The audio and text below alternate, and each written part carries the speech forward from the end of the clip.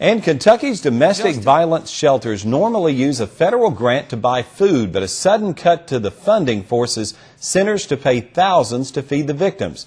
The Sandy Valley Abuse Center is one of those affected. WYMT's Angela Sparkman reports officials do not have the thousands of dollars needed for groceries. Preparing meals for women and children at the Sandy Valley Abuse Center just got harder for Director Connie Little. And I have a food budget that has not been increased for the last several years. And she says the shelter spends an estimated $20,000 per year feeding more than 200 people. We do have a lot of mouths to feed. The shelter depended on food received through a federal USDA commodity program, but officials say USDA cut the program for domestic violence shelters effective immediately, saying the food can only go to soup kitchens and domestic violence shelters do not qualify. It was a total shock. We had no idea that we were going to lose our commodities. Now shelter workers must find funding to buy the groceries.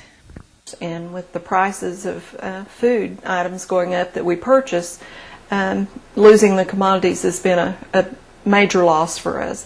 It could actually mean up to $5,000 of our food budget that we have no way of replacing that.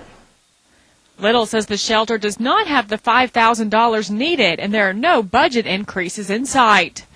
We will have to make some adjustments, maybe take from another service that we have budgeted for just to be able to provide food, because it's one of the most important services that we have in the shelter.